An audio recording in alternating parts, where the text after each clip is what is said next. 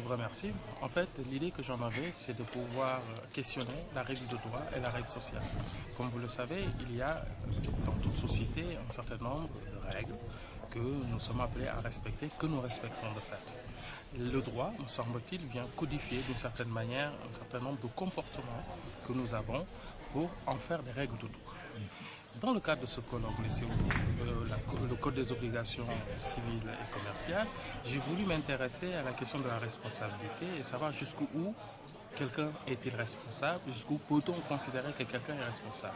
Donc je suis parti de deux faits de société, le confiage, le fait qu'on va confier un enfant à quelqu'un d'autre, d'incarner, comme on dirait en Wolof, ou Karaken pour parler Djola, et c'est une pratique qui est assez courante.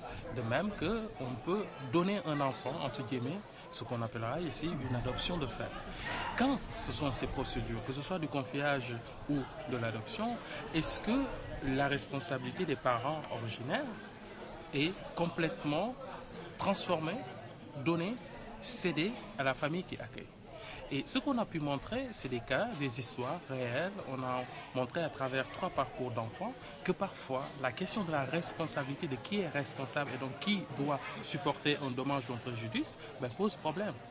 L'enfant qui est confié à une tierce famille, est-ce que c'est la famille accueillante qui en est complètement responsable? Socialement, on voit que très souvent elle est responsable, mais du point de vue du droit, cette famille peut ne pas être peut-être responsable sur un certain nombre de choses. Donc il me semble que c'est ça le débat entre la légalité, c'est ce que dit le droit, et la légitimité, c'est ce qui est acceptable socialement et de ce point de vue, ce que nous pratiquons.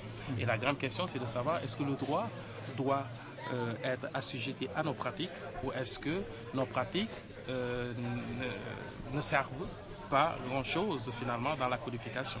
Donc c'est toute la réflexion de la place des cultures dans la codification. En fait, la question globale que je pose, c'est par exemple le talibé qu'on voit dans la rue. Le talibé, il est confié à un marabout, on va dire un maître coranique, qui devrait en assumer la responsabilité. Puisque au nom du confiage, et comme je le disais même en Wolof, on nous dit, on nous demande que ses os. Donc ça veut dire qu'on lui donne une grande responsabilité. Mais ce talibé qui est dans la rue aujourd'hui, et on a mis en place une loi contre la mendicité et la mendicité des enfants, mais qui, au fond, encourage cette mendicité. C'est nous qui donnons de l'argent aux talibés quand ils sont dans la rue, c'est nous qui les soignons. Ça veut dire que d'une certaine manière, nous avons une certaine acceptation de ce que doit être le talibé. Et aujourd'hui aussi, dans la conception du talibé, il y a cette idée que en le mettant dans des situations assez difficiles, on le prépare à la vie future, à la vie d'adulte.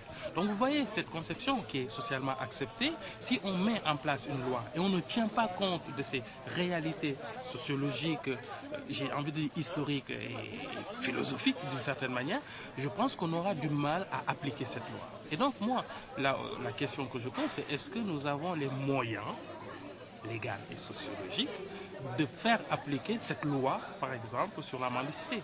Est-ce que nous-mêmes, en tant que citoyens, nous ne sommes pas ceux-là même qui vont faire échouer l'application de cette loi, puisque c'est nous-mêmes qui encourageons d'une certaine manière à ce que les talibés soient dans la rue?